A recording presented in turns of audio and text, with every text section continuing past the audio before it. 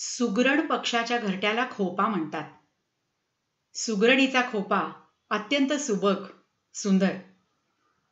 या पुढच्या अनुभवरूप कथेमध्ये अशाच एका सुगरणीच्या खोप्याची गोष्ट ऐकूया. कथा सुगरण.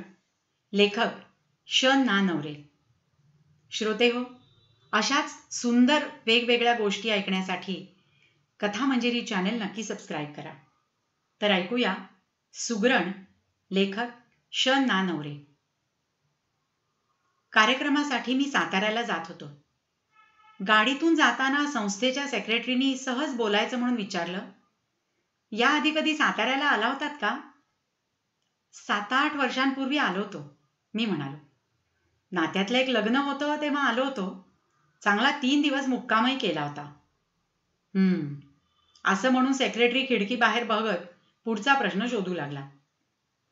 आणि मला एकदम होनावरची आठवण झाली. साताऱ्याच्या या मुक्कामात त्याच्या बंगल्यावर जाऊन त्याला चकित करायचं असं मी ठरवलं. सेक्रेटरीनी मला तो प्रश्न विचारला नसता तर कदाचित होनावरची मला आठवणही झाली नसती. त्या लग्न समारंभात होनावर अचानक भेटला होता. पुण्याच्या कॉलेजमध्ये इंटरला तो माझ्याबरोबर होता. हॉस्टेलवरही माझ्या शेजारच्याच खोलीत. दिसायला तरतरीत, अभ्यासात अत्यंत हुशार. इंटरनंतर खात्रीने मेडिकल कॉलेजात प्रवेश मिळवणाऱ्या 5-6 विद्यार्थ्यात त्याचं नाव पहिलं होतं. त्याला मात्र मेडिकलला जाण्यात मुळीच रस नव्हता. MSc करून त्याला परदेशात जायचं होतं. तिथली डॉक्टरेट मिळवून प्राध्यापक व्हायचं होतं. इंटरनंतर मी मुंबईच्या कॉलेजमध्ये गेलो. माझी आणि होनावरची आपोआप ताटातूट झाली. तशी आमची खास मैत्री नसल्यामुळे पत्रव्यवहाराचाही काही संबंध नव्हता. आणि अनेक वर्षांनी हा होनावर मला साताऱ्याच्या लग्न समारंभात भेटला. कांती उजळलेली, ऐटबाज पोशाख, बोलण्यात कमालीची मृदुता. मी ताडलं. पठ्या निश्चय केल्याप्रमाणे परदेशात जाऊन आलेला आहे. आमच्या गप्पा झाल्या. त्याच्या बोलण्यातून माझा अंदाज खरा ठरला. MSc नंतर तो अमेरिकेत गेला होता. ऑर्निथॉलॉजी म्हणजे पक्षी विज्ञान या विषयात त्यानं डॉक्टरेट मिळवली होती आणि काही वर्ष तिथल्याच कॉलेजमध्ये प्राध्यापकी केली होती. लग्नाच्या दुसऱ्या दिवशी तो गाडी घेऊन मुद्दाम मला न्यायला आला. म्हणाला, इथे साताऱ्याला गावाबाहेर मी जागा घेतलीय. तिथे मी बंगला बांधतोय. तुला ती जागा मला दाखवायची आहे.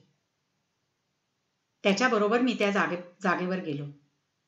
हे तारेचं मोठं कंपाऊंड घातलंय ना, तेवढी जागा आहे. त्यानं खरेदी केलेली प्रचंड जागा पाहून मी चकितच झालो. बंगल्याच्या मागे मला जंगल वाढवायचंय. वाटलं पाहिजे की मागचा हा डोंगर माझ्याच जागेत पाय पसरून बसलाय. जंगल कशासाठी माहितीये? पक्ष्यांसाठी. वेगवेगळ्या ऋतूत वेगवेगळे पक्षी येतील. दुसऱ्या प्रांतातले, दुसऱ्या देशातले. त्यांचा मला अभ्यासही करता येईल. ऑर्निथॉलॉजी हा विषय कसा आहे सांगू? सप्तरंगी. आकाशी आणि हिरव्या पानांवर रंगीबेरंगी अक्षरांनी लिहिलेला. जन्मभर अभ्यास करत राहिलं तरी कंटाळा न येणारा आणि कधीही न संपणारा. मी कुठून कुठून रोपं आणून लावली आहेत माझ्या जंगलात. हिंदुस्थानातल्या सगळ्या प्रांतांचे हिरवे प्रतिनिधी मी आणलेत. फक्त 20-25 वर्ष आणि मागच्या डोंगराला लाजवील असं केवढं तरी घनदाट अरण्य तुला इथे दिसेल. नंतर मी काही प्राणीही आणून सोडणार आहे या जंगलात. तेव्हा दोस्ता, मी फक्त 70 जवळचा तरुण असेन. होनावर हसून म्हणाला. मला त्याच्या बंगल्याबद्दल उत्सुकता लागली होती आणि बंगला तर कुठेच दिसत नव्हता. आता तुला बंगल्याची कल्पना देतो. जागेच्या मध्यावर 8-10 प्रचंड वृक्ष होते. आंब्याचे, वडाचे, कडुलिंबाचे आणि करंजाचे. ही झाडं पहिल्यापासूनच या जागी उभी आहेत, होनावर म्हणाला. मनात आलं, ती माझ्या बंगल्याची वाट पाहत तर उभी राहिली नाहीत ना. मग ठरवलं, यांच्याच सोबतीला बंगला बांधायचा. मग इथं या झाडांच्या सोयीनं त्यांना त्रास होणार नाही अशा तऱ्हेनं बंगल्याचा प्लॅन आखायचा. तसा प्लॅन आखून हा पाया बांधलाय. इतका वेळ त्या झाडांच्या आड लपलेला तो पाया आणि त्यावर उभ्या राहिलेल्या कच्च्या भिंती मला दिसल्याच नव्हत्या. या घराचा आकार तुला नेमका सांगता येईल दोस्ता? नाही. That's exactly what I wish. सध्या मी ही एकच खोली बांधून घेतली. माझी फॅमिली तिकडे मिनेसोटाला आहे. मिसेस लिंडा होनावर, मास्टर सिद्धार्थ आणि मिस कौसल्या. ती मंडळी इकडे येण्यापूर्वी मी बाकीच्या खोल्या बांधून तयार ठेवणार. पैशाचा प्रश्न मला कधीच नव्हता, कधी पडणारही नाही. अरे म्हणजे 2-5 वर्षात तुझा हा जगावेगळा बंगला पूर्ण होणार तर. से 5 years. तोपर्यंत लिंडाचा रिसर्च आटपेल. आता मला सांग दोस्ता, मी हा स्वर्ग बांधतोय तो तुला कसा वाटतोय? केवळ स्वर्गीयच. संस्थेच्या सेक्रेटरीना एव्हापर्यंत बोलायला विषय सुचलेला होता. आपला कार्यक्रम रात्री आहे. तुम्हाला संध्याकाळी म्हणा किंवा उद्या सकाळी कुठे जायचं बीचं आहे का? ही गाडी तुमच्याचसाठी ठेवली आहे. थँक्यू. माझ्या स्नेहांच्या बंगल्यावर मी उद्या जाऊन येईन. गावाबाहेरच असा बंगला आहे त्यांचा. पत्ता मला माहित आहे. दुसऱ्या दिवशी सकाळीच मी होनावरच्या बंगल्यावर जायला निघालो. मधल्या 7-1 वर्षांच्या काळात त्याचा बंगला पूर्ण झाला असणार. तो आपल्या कुटुंबासह तिथे राहत असणार, अशी चित्र मी मनाशी रंगवत होतो.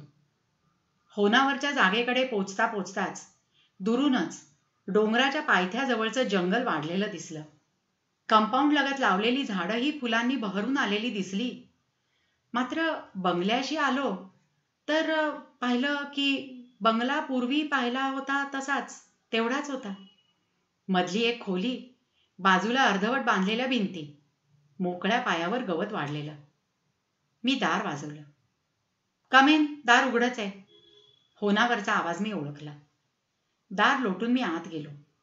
आराम खुर्चीवर होनावर बसलेला होता. हातात जाड जूड पुस्तक, तोंडात पाईप. मला पाहून त्याला खूप आनंद झाला. गड्यानं चहा आणून दिला. आमच्या गप्पा सुरू झाल्या.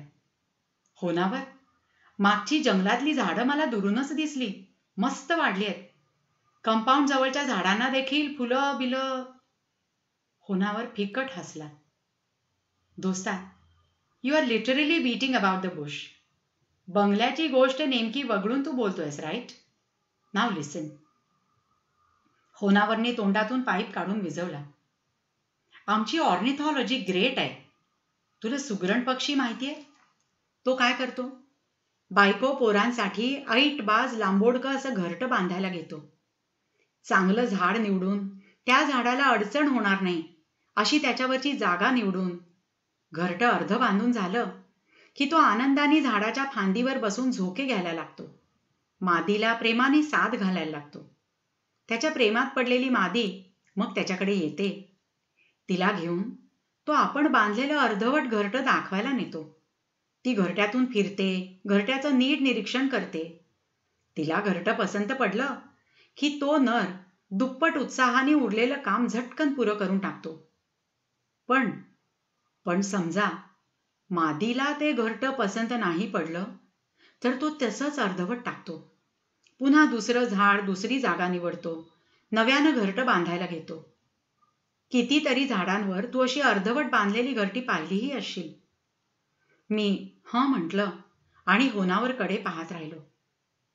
अँड नाव, हा होनावर नावाचा सुगरण पक्षी.